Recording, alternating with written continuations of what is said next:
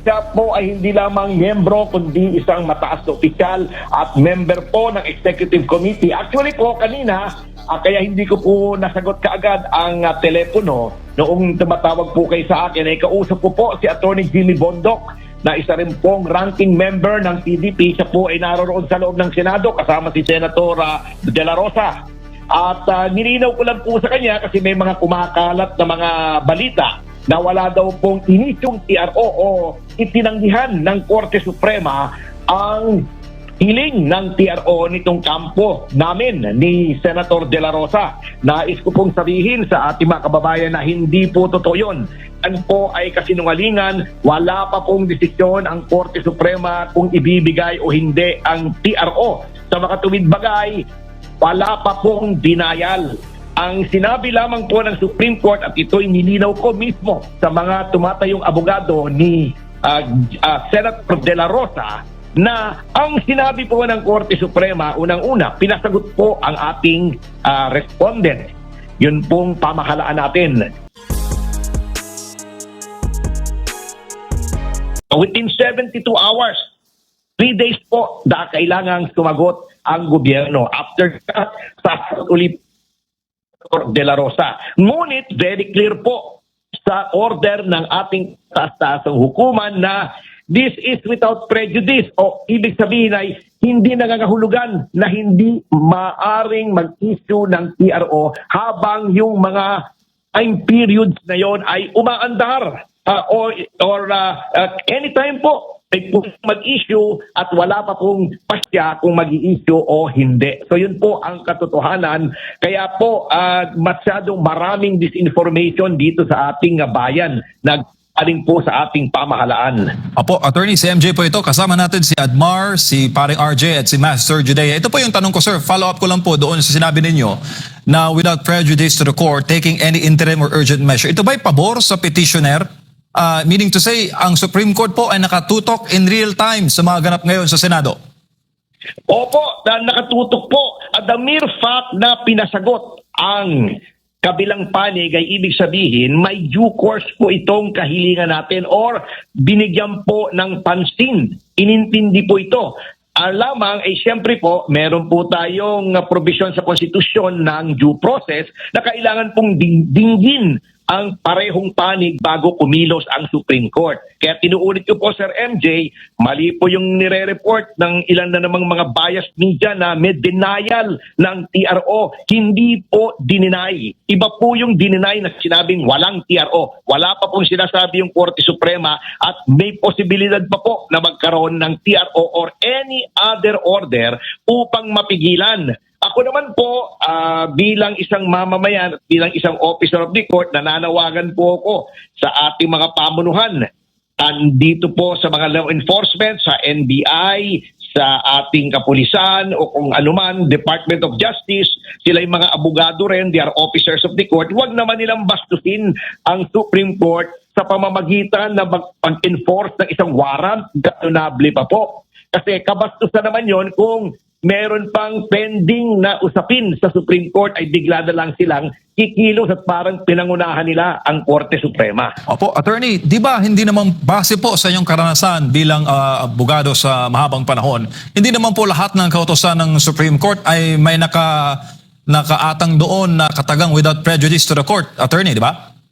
Ay opo, ang ibig sabihin lamang po noon, kinlaro ng Korte Suprema.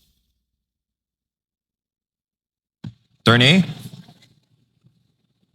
Nawala po. Balikan natin mamaya si Attorney Ferdito Pasio. Ang kanya pong binanggit, pinabulaanan po ng Deputy Spokesperson ng PDP Laban, yung mga nabasa niyang balita update mula po sa ibang news agencies o news sources na hindi raw po pinagbigyan ng TRO ng hiling ng kampo ni Senator Bato de la Rosa. Bagamat ganun ang naging pasya na walang TRO, pero klaro po, nilinaw po ni Senator Bato yung katagang without prejudice to the court, taking any interim or urgent measure. Sa ating panayam, sinabi ng Deputy Spokes ng PDP Laban na ang ibig sabihin pala noon ay parang nagsasabing naghihintay ng sagot ang Supreme Court pero handa silang humarang mag-issue ng TRO anumang oras o anumang sandali kung biglang magkagulo o magkaroon ng banta sa pag-aresto.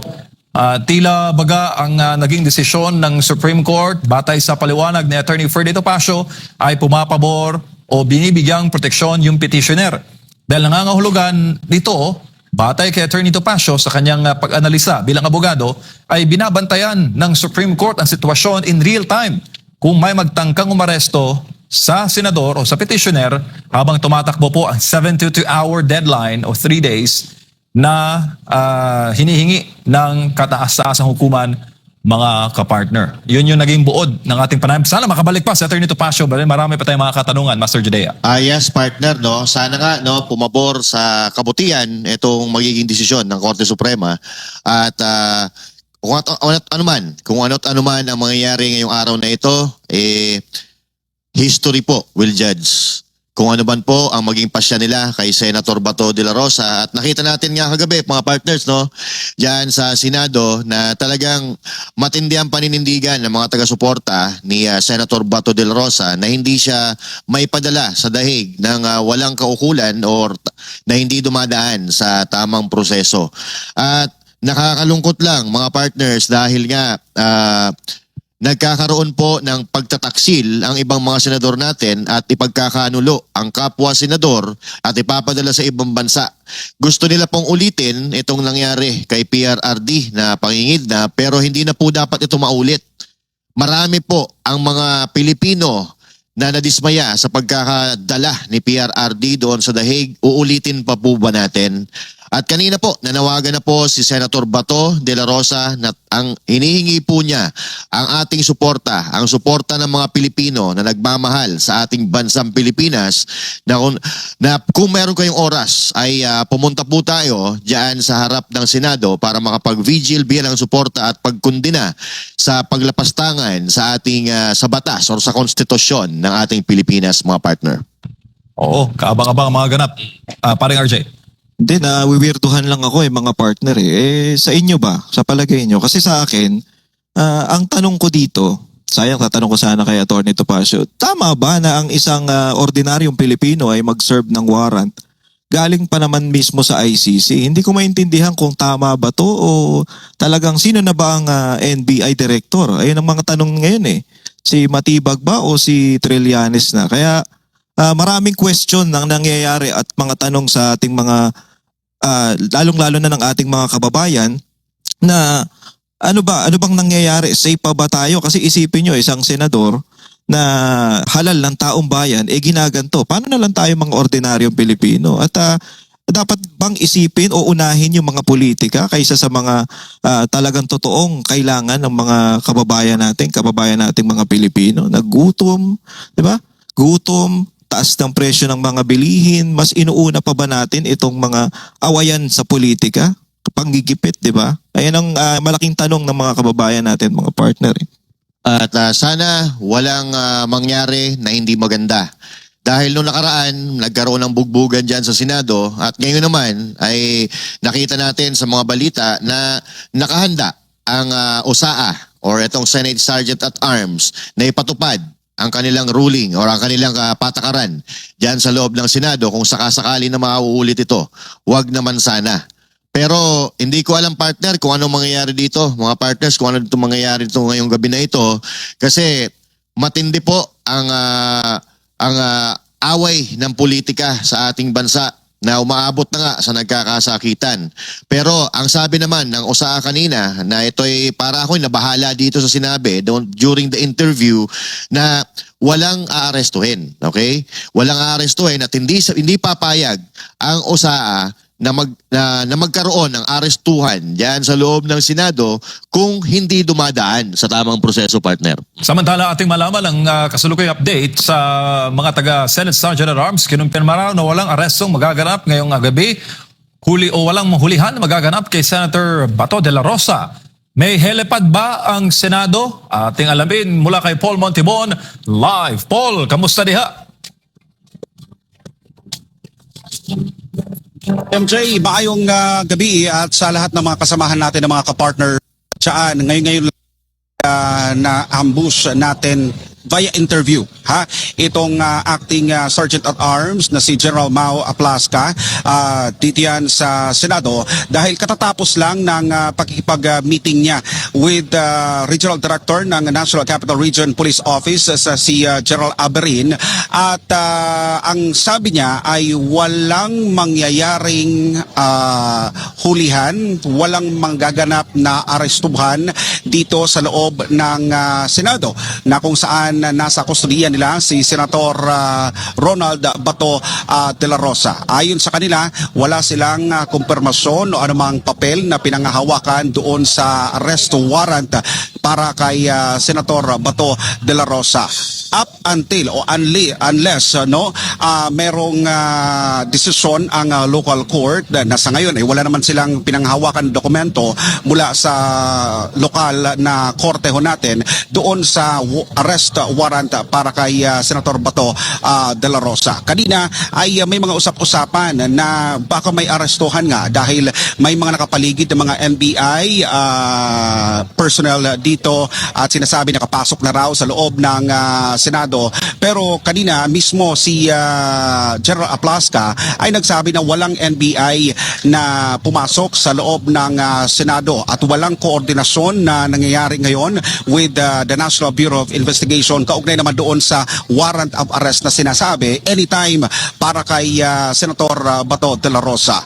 Next issue, kinumpirma rin ni General Aplasca ng Sergeant at Arms na ang helipad ng Senado ay malfunction. May problema doon sa structural form ng helipad. Kaya hindi siya pwedeng gamitin para sa sinasabi, kumakalat na napapaulat na mayroong lumapag na helicopter dito mismo sa Senado. Kaya naman kung oras na pinangangambahan na sinasabi na magkahulihan, dadalhin via helicopter si Senator Bato de la Rosa, hindi raw totoo yon. Next ay wala rin tinatawag na lockdown dito sa palibot, sa loob at labas ng Senado unless magkaroon ng malaking kumusyon in between doon sa mga security personnel sa loob at labas dito naman sa Senate complex ho natin. Pero ang sitwasyon natin ngayon ng mga kapartner ay puno pa rin ng nakabarikada ng mga pulisan mula sa iba't ibang district yan ng National Capital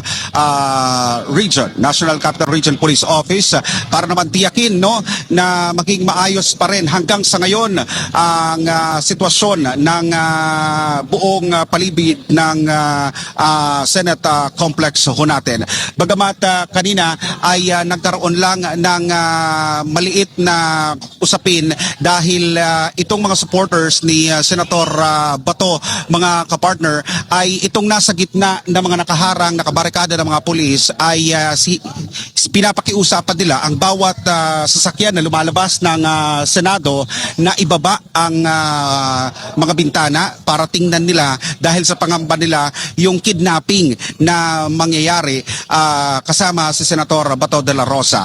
Bagamat napag-usapan naman, hinay-hinay at napagkasunduan naman ng mga nakatalga ng mga pulis dito ay napakiusapan din at naging maayos din naman ang flow ng security protocols na ginagawa ngayon kada lumalabas at pumapasok ng mga sasakyan, pribado man, dito sa loob ng Senado. So sa ngayon ay maayos pa naman daw ang lagay at sitwasyon ni Senator Bato de la Rosa sa loob ng Senado, bagamat may mga kapartner tayo doon na nakaantabay sa kalagayan ng senador. Pero dito sa labas ay tuloy-tuloy ang mga programa ng pro and anti impeachment and of course the surrender of the supposed surrender and arrest of Senator Bato de la Rosa dito sa Senate Complex, Pasay City. Paul, yung bang kotse